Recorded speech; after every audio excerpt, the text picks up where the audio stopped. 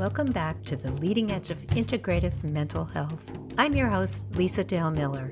Please review and subscribe to the Groundless Ground podcast on Apple Podcasts, Spotify, Stitcher, Google Podcasts, YouTube, radio.com, TuneIn, iHeartRadio, and of course find out more at groundlessground.com. I'm ready to go. How about you? Welcome to the final episode of Groundless Ground Season 4. And yes, there is an exciting lineup of dialogues for Season 5. In this episode, Dr. Stuart Shanker returns to discuss the fundamental loss of virtue in societal and individual conduct and how to reinvigorate it. He notes with sadness the quaint overtones and ironic sarcasm that has infected discussion of virtuous conduct, particularly in politics, journalism, academia, and psychology. We name the war between reason and emotion, rationality and irrationality, and discuss its role in the lying and truthiness so ubiquitous in media, a growing sense of collective unsafety, and the continuing horror of school shootings in America.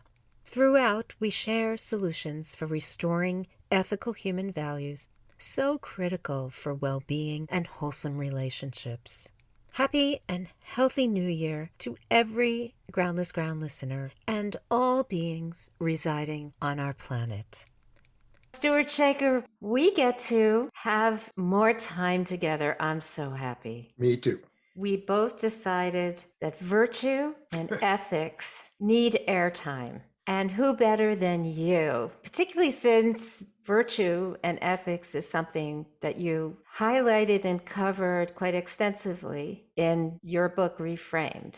I actually would like to read a little bit from your book. Would that be okay? That'd be lovely. This is from the section called The Demise of Virtue. The problem is easily enough stated.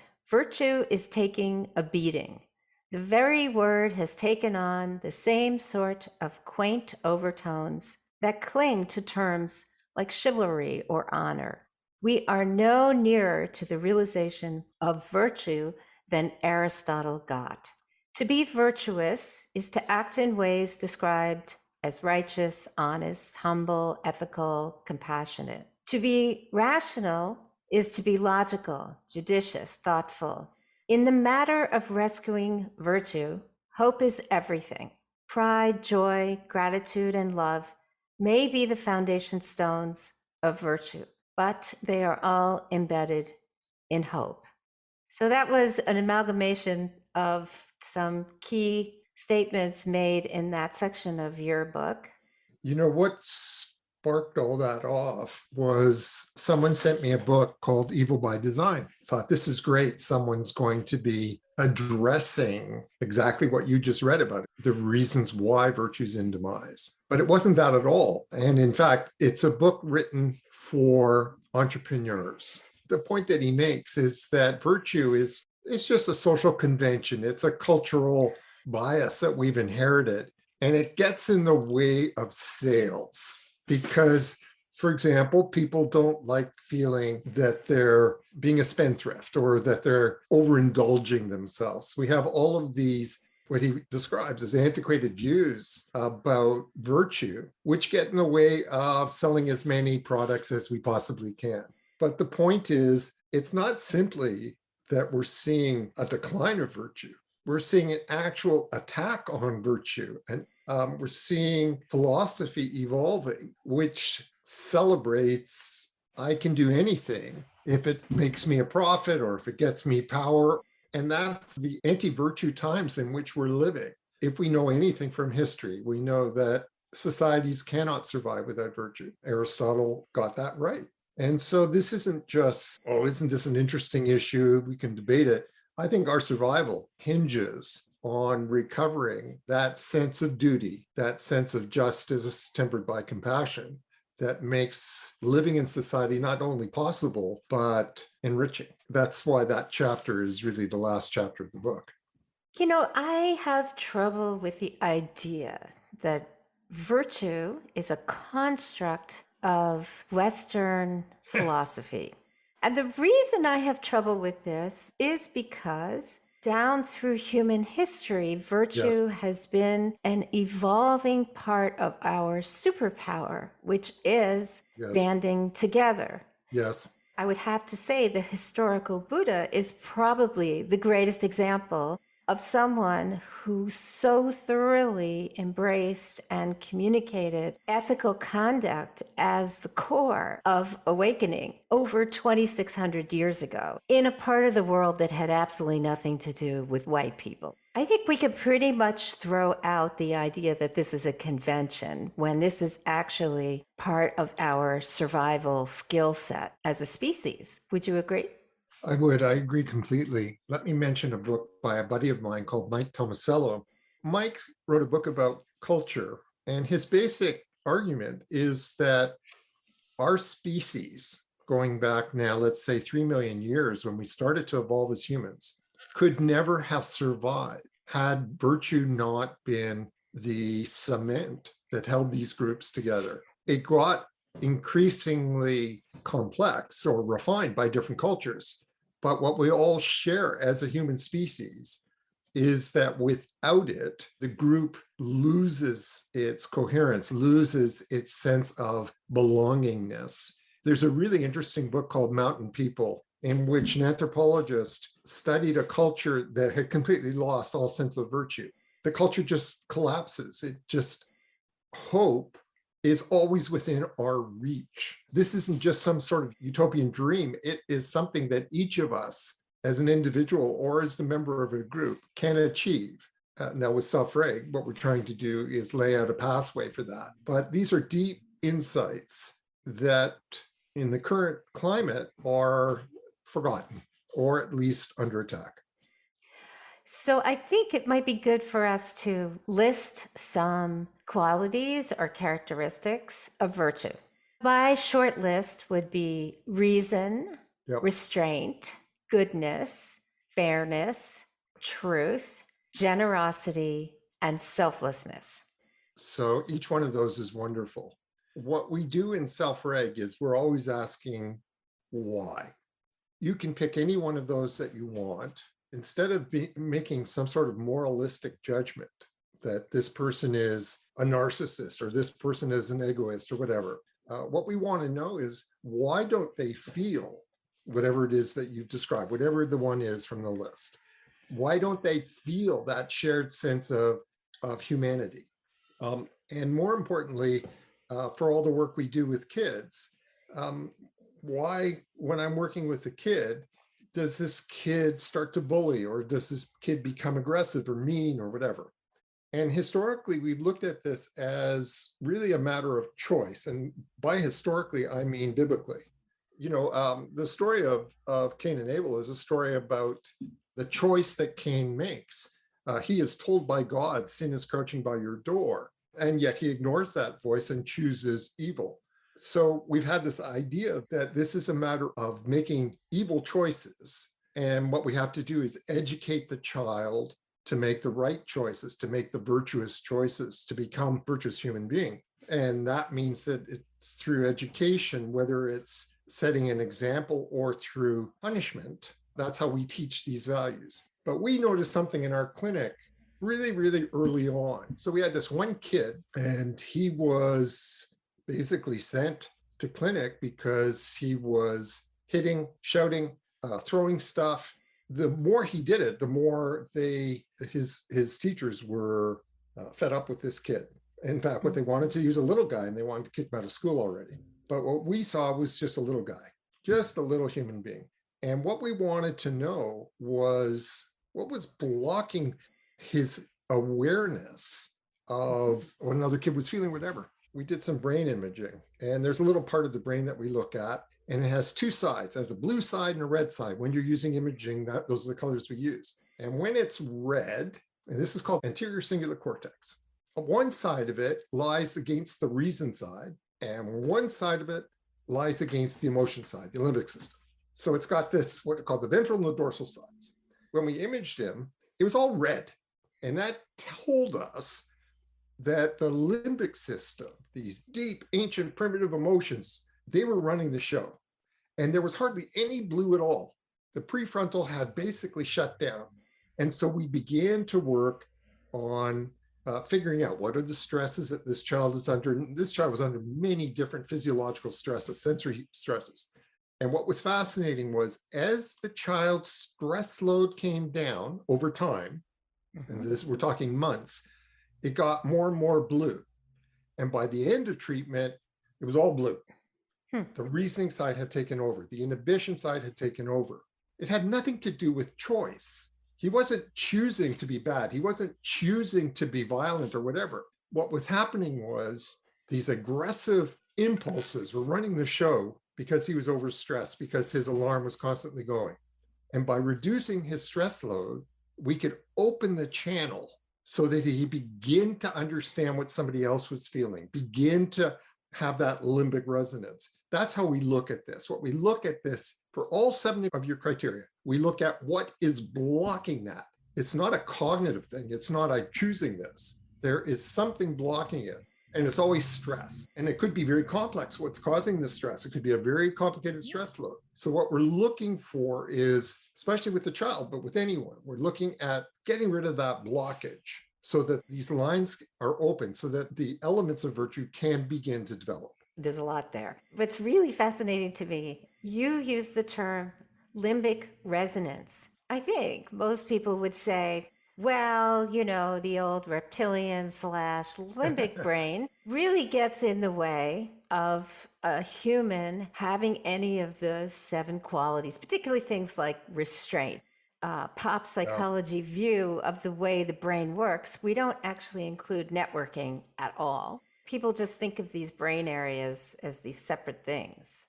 When you said in the imaging that this child's anterior cingulate cortex, are you including the posterior cingulate cortex in the imaging as well? When the whole thing went quote unquote blue, you said the child was able to have limbic resonance. And I actually want to emphasize this to people because virtue is actually bottom up. Agreed. That's the point of the book. I think this is a huge point. Keep going. You could elaborate much better than I can. Okay, so there's another scientist whose work I adore. Her name is Darcia Narvaez. So she's got a couple of books on virtue. In one of her books, she starts off and she says, animals have virtue.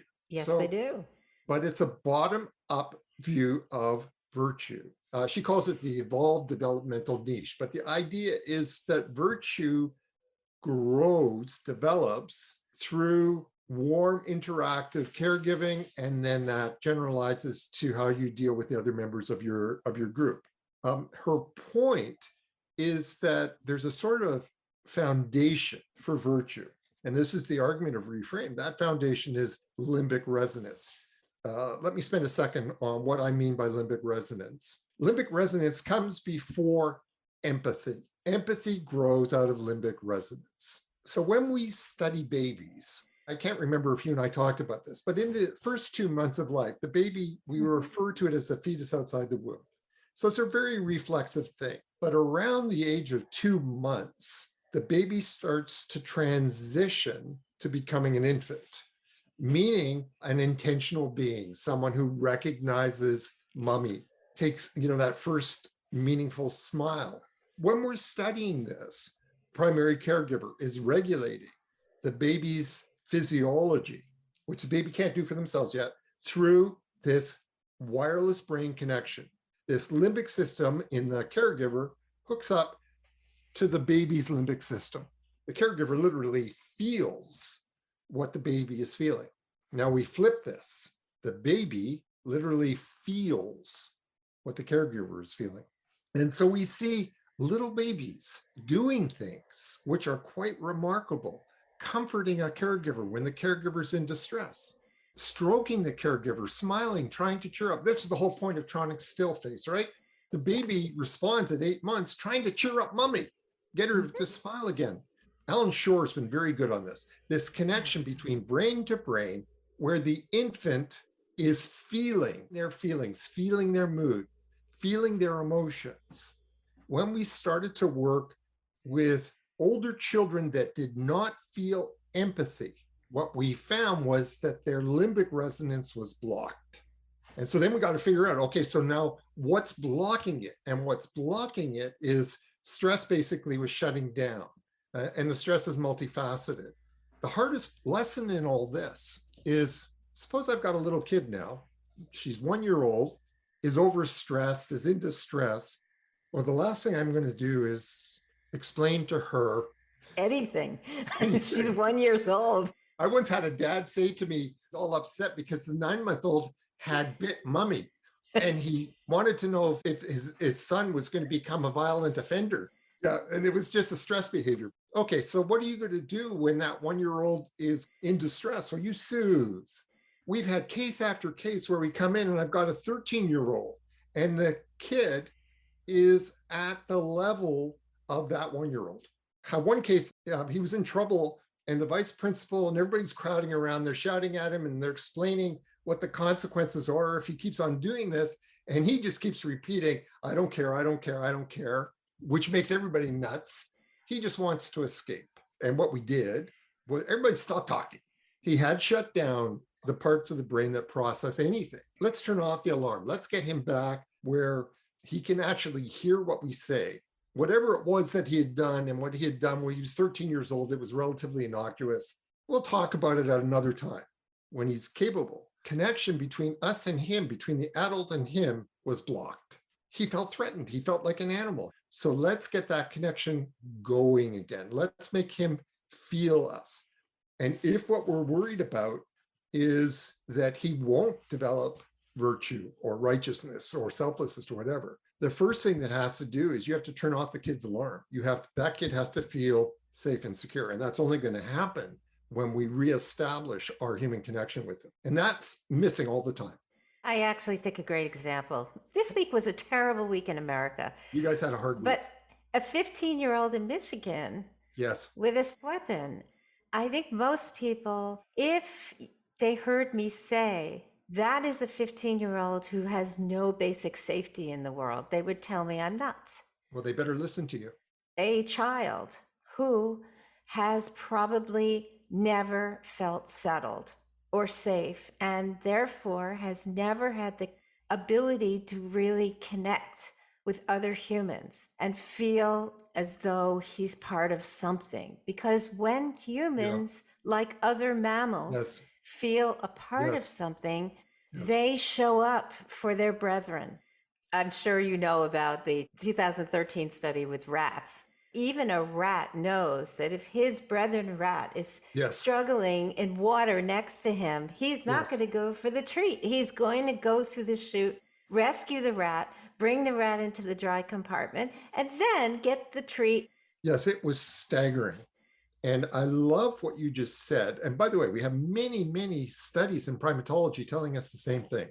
It's telling us that this whole developmental trajectory has been skewed, has been blocked. Now, the important thing is that it looks like there's never a point at which we can't begin to unblock it, even in violent cases. This was a hard week in many ways for you guys. Virtue took a beating this week. Yeah, we could talk about the adults in America who are in power in the judiciary. Apparently, medical intervention, when it is necessary, is something that is not appropriate for American women. That in and of itself, to me, shows such a lack of limbic resonance. It goes beyond reason, it goes beyond emotionality. It goes into a human territory that is so self-absorbed that there is no humanness left in decision making. I'm not sure I can add anything to that. There are certain issues that, God help us, should never be politicized. There was a lovely article this morning in the New York Times by David Brooks, and he wrote a very sensitive piece. This is hard. It's not an issue to be decided by red brain. So shall I share with you the story I was telling you before? Yes. So this was a big week for us here in Canada. A couple of days ago, our House of Commons, which is our Congress, passed a resolution banning the use of conversion therapy. And this is something that is particularly meaningful to me as a dad, not just as a scientist. what was extraordinary about this event and got the whole country talking about it, we have also a polarized political system. We have the Liberal Party and the Conservative Party. And this motion was sponsored by both sides. And when it was passed, the entire chamber burst into applause, and the members from the two parties crossed the floor in the middle and hugged each other. And that is what is possible. Those are the kinds of signs that teach a country how to become virtuous. So here's a case where politicians can be a leading indicator, actually helping to shape this, and not a lagging indicator where they are simply amplifying somewhat hysterical views of a fringe element in the society. For people who aren't aware, conversion therapy certainly was something that psychiatric and psychological Yes. profession for decades said, if you have anything other than heterosexual intent in you, you need therapy to get rid of it and to be a heterosexual. This is what conversion therapy was all about. So the fact that this is now outlawed in Canada is huge. I don't know if everybody understood what you just said. Psychiatrists, and this was true even when I was in school, were saying that homosexuality of any form was a mental illness. I was doing all this work in the far north of Canada with First Nations. They have multi-genders. The person that was instructing me was what's called a two-spirit.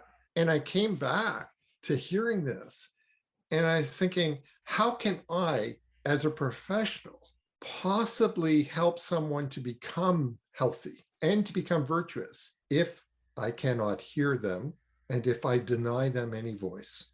That's actually what this issue is all about. It's about listening in the deep sense, which comes back to limbic resonance. Having the feeling. Yes. You know, as Mark Soames says, feeling is the core of everything. I applaud you because even in your book, you really talked about this war between reason and emotion that I think has created so much of the disconnection modern humans have from virtue, because these seven qualities, even reason, they all have feeling at their core. You really can't accomplish reason, restraint, goodness, fairness, truth, generosity, selflessness. You can't accomplish any of them if you can't feel. So I gave an example in the book. In Dickens' David Copperfield, David's mother dies, and he gets raised by his stepfather. And his stepfather's name is Mr. Murdstone. It's a great name. And Mr. Murdstone believes that he is a paragon of virtue. And Mr. Murdstone has no feeling. He doesn't have any sense of compassion, warmth, empathy. And Dickens' point is, if you think that virtue is a function of reason, then what you end up with is cruelty. And the lesson there is that, so this is the argument in the book. So in the book, I talk about reason as being blue brain and feelings being red brain. And virtue is both. Without these feelings of compassion, without these feelings of kindness, you do not have virtue.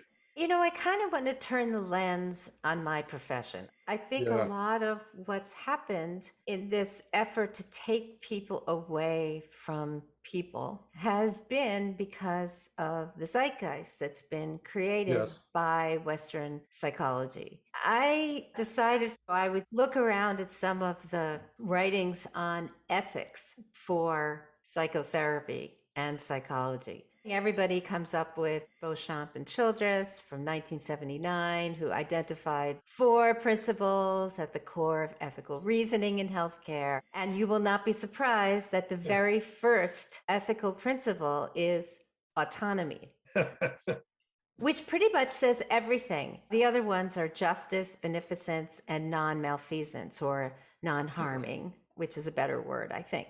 And then it took 5 more years for Kitchener to come along and add a 5th principle, which was fidelity.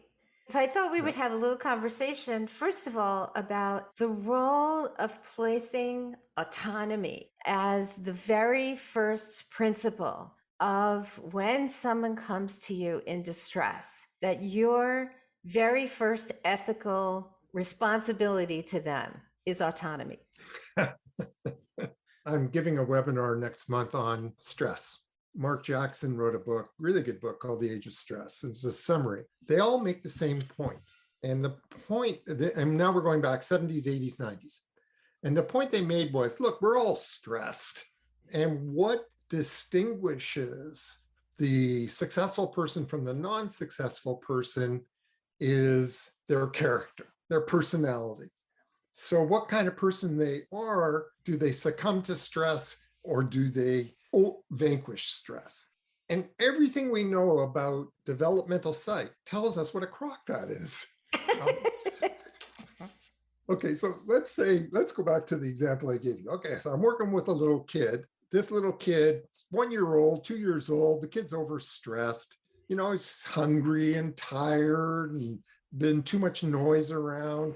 The last thing that I'm going to say to myself is, this little kid needs autonomy. This little kid needs, if I come in and I comfort him, I'm going to actually be weakening his autonomy. I will be weakening his self-reliance. What is shocking is that the 20th century started with psychologists saying exactly that. So Watson, whose 25 book was the major parenting book of the time, said, when your kid is in distress, don't hug him, don't kiss him, a firm handshake will suffice. We think, we're well past behaviors, and well, no, we're not actually. What that child needs when they're in distress is us.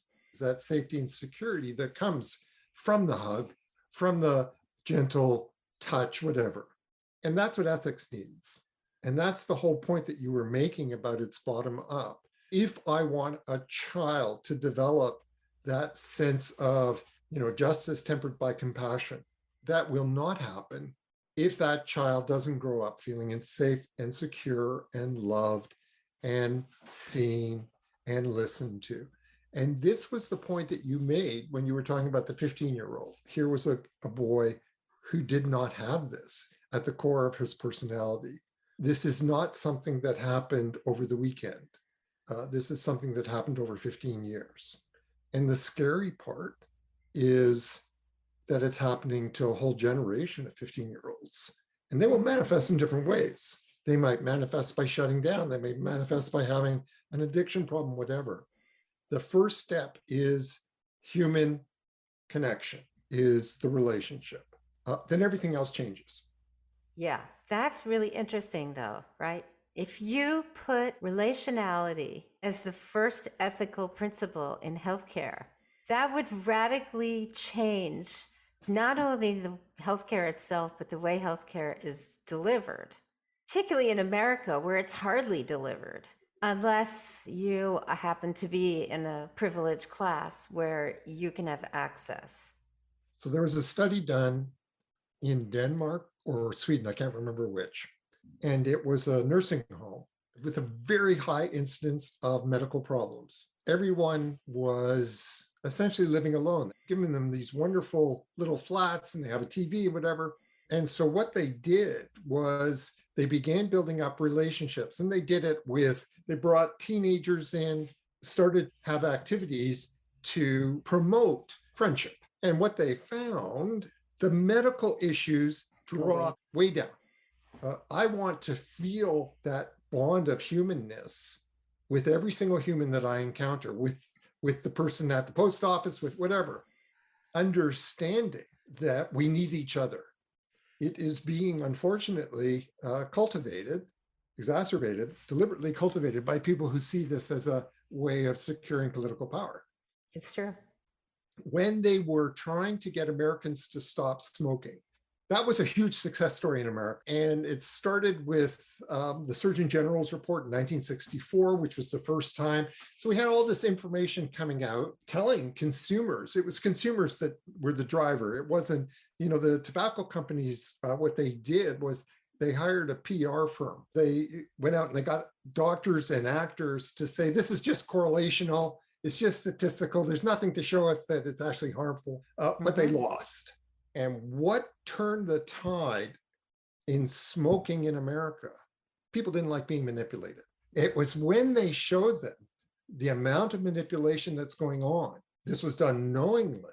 So that's what I think has to happen here. We have groups that are deliberately trying to trigger anger, the opposite of virtue. That report that came out in the Wall Street Journal about 3 weeks ago, where Facebook had discovered that anger is 5 times more effective than a like. So the algorithm buys Facebook to get angry responses because that's what sells advertising, more eyes on the page. But that's what's happening politically. They've discovered the same thing, that anger is far more effective in promoting tribal lack of thinking. And I'm hoping that something like this podcast, when people realize that this is quite intentional, it's quite Machiavellian, that's what leads to change. That's what leads people to stop smoking.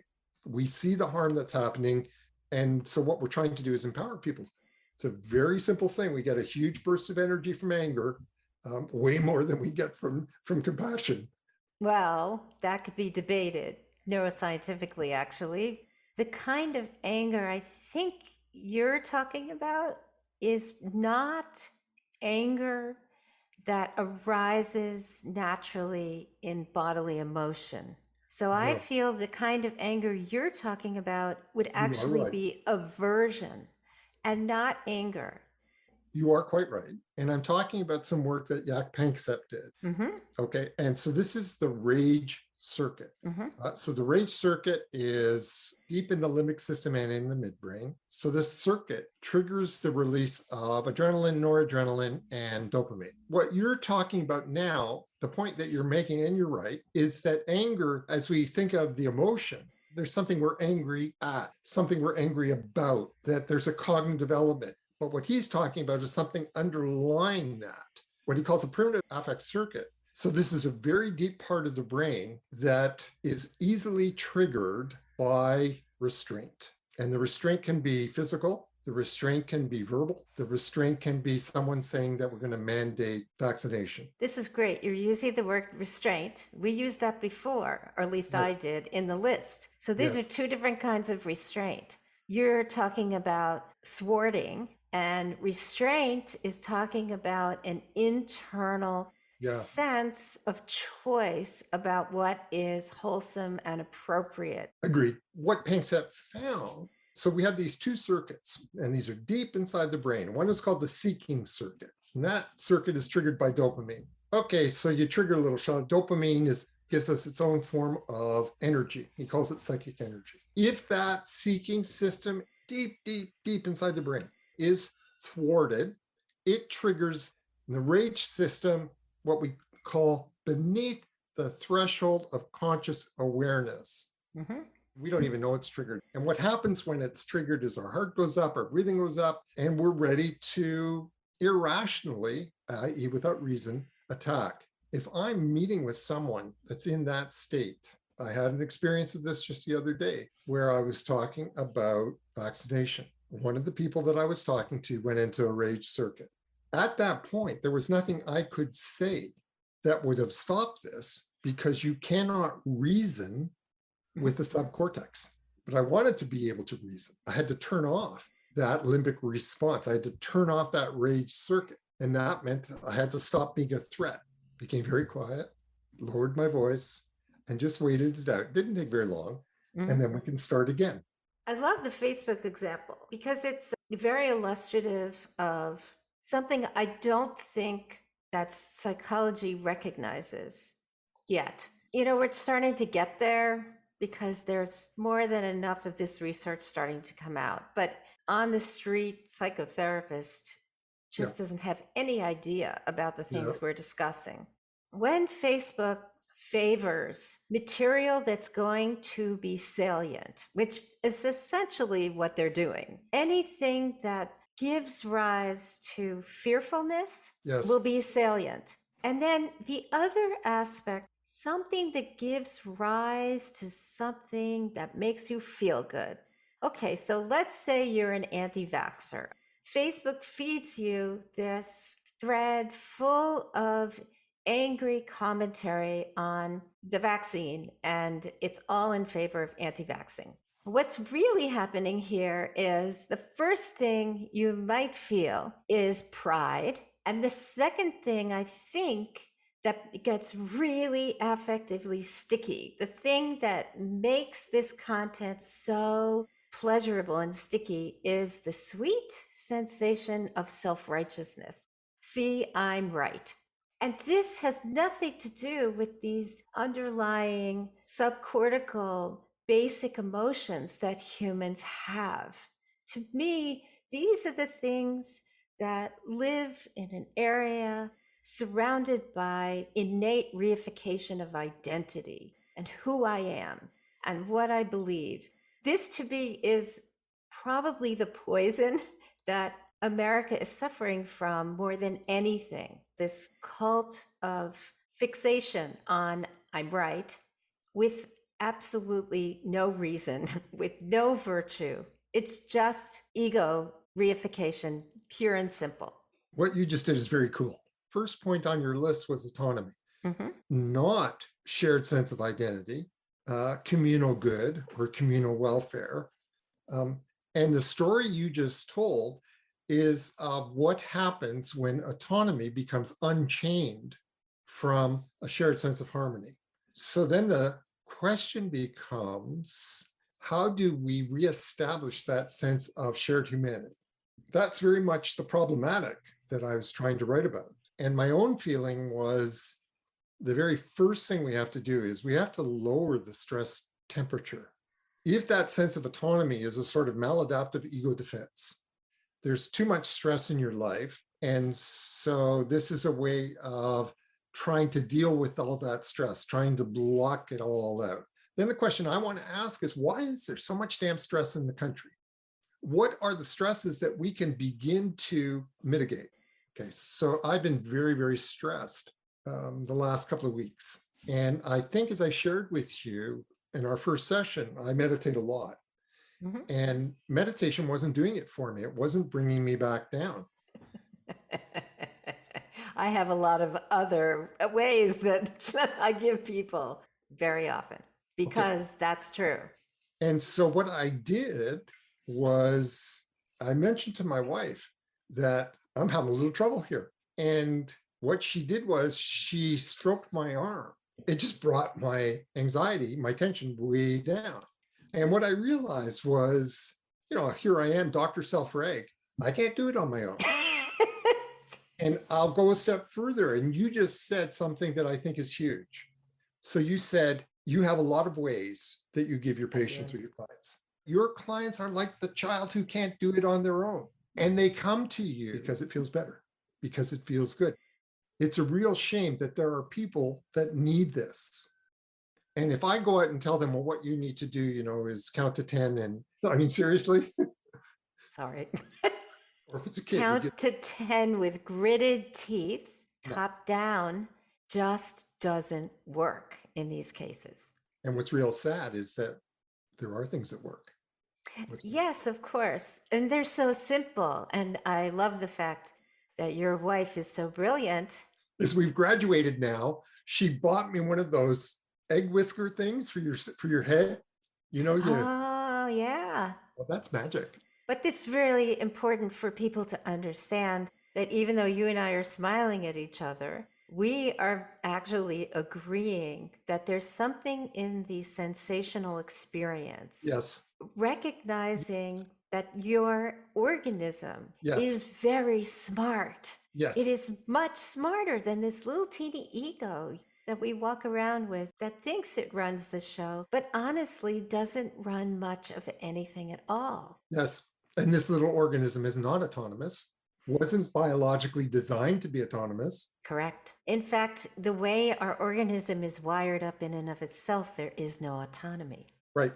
This is both distressing because it tells us what happens when that limbic contagion is manipulated for malign reasons, but it's also enormously hopeful and inspiring because it reminds us of why the great figures were great figures, of what is possible. I love where you took this conversation. I didn't know where you were going to go today. So, we're working all through the world, actually. And I gave a webinar that I loved. And the title of the webinar is No Mind is an Island Unto Itself. This week, we did a 3-part webinar for Russia. Same question, same concern, same anxiety. We're all in this together. I'm hopeful for your country. There are some wonderful voices, including, I might say, I find your president very inspiring, a good man. And it's true, although we've lost a taste Yes, for yes, virtue. yes, I agree. It's not salient in the collective psyche any longer. So many other things that have been so dramatically emphasized by the media. And when I say media, I actually mean the totality No, of I agree with media that I people agree. are fed all I day long. And that has to change now. And I told the story in the book. The high point, and I'm not exaggerating, the high point in my own father's life was a friend of his said to him when I was around 12, 13, your son is such a mensch. And to my father, this was, the affirmation of everything he was trying to do as a human being. There are exceptions, but the media as a whole is not designed to inspire virtue, not even interested in virtue. We have to rescue virtue. That's why I wrote the book, by the way. I know that's why you wrote the book. That's why I wanted to have this additional conversation because it was so clear. There's a gaping hole. One of the ancillary issues that came out of the shooting in Michigan was many of the students at that high school were profoundly grateful that they were having shooter drills all along so they knew what to do. I grew up in the generation of kids that actually had duck and cover drills several times a week for nuclear bombs that were going to fall during the Cuban Missile Crisis and afterward. I know the effect on my psyche as a kid of duck and cover drills, the kinds of dreams I had about A-bombs and this and that. So there's a part of me that has this tremendous cringe reaction. Yeah. I understand why they feel the need to do preparedness if something like this happens. On the other hand, I wonder what it would be like if they also spent that time or more of that time that they are doing drills, actually having collective meetings of all the students together to talk about what it's like to grow up in a youth environment where you don't really know who it's going to be around you, who may be the one who's going to do harm to you. To me, this would be so much more helpful to encourage dialogue, to encourage sharing and caring and being able to come together than just, we're going to train you like a military person to make sure you survive if you're in a military situation, which I think is what this is. I have a couple of responses. First of all, we do have research that tells us that what you're saying is completely right, very important. A child's number one need in school, at any level, is to feel safe. And feeling safe means that you feel emotionally safe and not just physically safe. So you cannot make a child feel safe by putting in gun control monitors at the front door. Emotional safety comes from trusting each other. And we do know that there's a downside to the drills. I don't think I mentioned this, but we are very active across Canada in creating what are called self-reg schools. And so this is a big movement up here. We have thousands and thousands of educators that have taken our courses. And in fact, my first book in the trilogy was called Calm Alert Learning, was written for teachers. And I had a meeting last week. It was with the vice principal, mental health officer, and the guidance counselor of a high school. And a teenage girl who was really suffering, had gone AWOL from school. And in Canada, you have to stay in school until the age of 18. And this Mhm. is a self-reg school. So they were gentle, they were kind, and they just kept on saying, we have to work out what's going to work for you.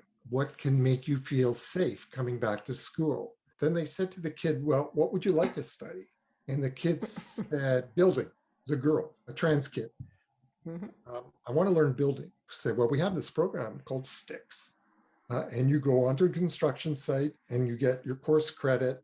You learn every aspect of the building trade. Now I'm watching the kid, like I'm zero laser on the kid. And the kid had a hat and a hoodie. And the hoodie comes off and the hat gets tilted back and the kid gets excited. I left and I called my organization and I said, I just saw a life saved. So the last thing they said to this kid was, if you change your mind, if you decide after doing Sticks that you want to go on to university, that's fine. This isn't carved in stone. And this was a kid that went back to school. You know what's interesting about this story? It is a good way of autonomy when it's Yeah. built in. In America, you can leave high school and you could go do some kind of apprenticeship with a construction company. Yeah. That's the way it looks now because America as a country doesn't really feel like it's our job to offer young people full opportunity. It's more go find it yourself. Don't expect it from us. Go get it yourself. Well, I do a lot of work in China. So my last book was translated into Chinese. You know, Shanghai knocks the stuffing out of everybody else when it comes to STEM. And they approach me because the kids are killing themselves at a rate that they don't know what to do. It's like Japan 20 years Yes. ago. So, what did you offer them? Self-reg. Self-reg. Lovely. And so that's what we're doing. And so what we're going to do is we actually start off, we do self-reg for the educator because they're burned out. And then eventually we'll get to the kids. Wow, this will be so interesting to see how self reg fits in this culture. That is the exact opposite. You know, China's very interesting. It is and it isn't. It has this underlying confusion. It's not at the forefront That's a anymore very of, that's a very interesting remark. but it is in the water there. Yeah. I worked for many years in Cuba and Latin America. And so when I was starting to work in Mexico, I said to the people I was working with, so what's the best way I can learn to understand the Mexican mind? And they said, well, you got to watch the telediarios. If you really wanted to understand what was going on in China right now, you would probably be watching the more modern shows that they're doing for young people. I'd like to see that. That's actually fabulous advice, especially since I'm doing this work now. So, Well, it's fascinating that you're going to be doing this kind of work in a culture where virtue was very important. I can't say it's not important, but I can say the virtue is different kind of virtue.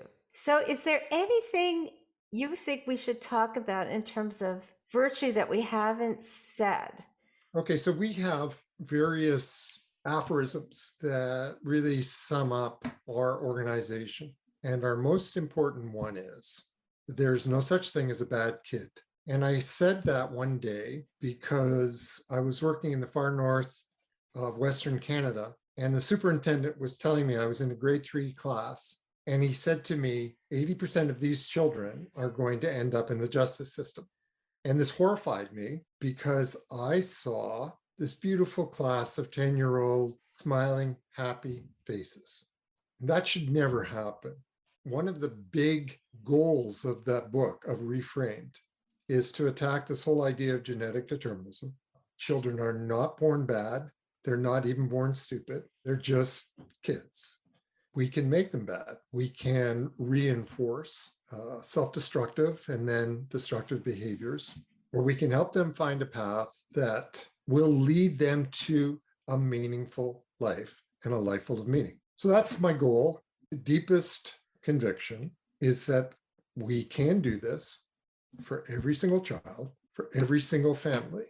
If we want to revive or rescue virtue, it starts, or at least for me, it starts by how I see children, how I help children, how I help those that are working help children, whatever their age. So that's the work I do. And what I've learned is you can always change a child's trajectory. Is it easy? No. Does it happen quickly? Never. Is it possible? Always. Is it easy? No. Does it happen quickly? Not always. This is, to me, the core problem with the way psychotherapy is delivered. Yes. The goal actually is expediency, which is not virtuous. Expediency as your top priority for treatment. 4 sessions and you're out. If you are trained enough to diagnose very quickly exactly what's going on, and you have a strategy that could deliver change in 4 sessions, that is definitely doable. The problem is if the adult or the child has been chronically lacking connection, they also have not had a chance or have completely shut down their capacity for trust. Agreed. And if you don't have that, there's not much expediency that's going to work. There has to be trust in order to surrender all of what a human does to defend, Yep. to survive, Yep. to make sure I'm Yep. going to be alive, even if this doesn't feel very alive. Sadly, we have generations of Americans walking around who are alive but not very alive. And it comes back to where we started. You cannot be alive if you are locked out from everyone else. Virtue and bringing virtue back is finding a way to melt the armoring enough so that there's a reconnection with trust with others, so that virtuous conduct is something that can arise internally as well as between people, don't you think? I do. The story that I told you about that little girl in the vice principal's office, she smiled. And I'm guessing it was the first time this kid had smiled in quite a long time. Wow. Well, it was very fortunate for the school that that first smile happened there, Yes. because that means the school is the jumping off point for having the courage to smile elsewhere. And she gets to go to that school every day, 5 days a week. It's an interesting remark because I then was watching the 3 adults, the clinician, the guidance counselor, and their whole body language changed. They felt validated. They felt excited. They actually said to me as I was leaving, the kid had gone, and they said, "Why isn't everyone doing this?" Every school they met. That's a good job. Good job. Wow, this has been so fabulous. And I thank you so much. Namaste.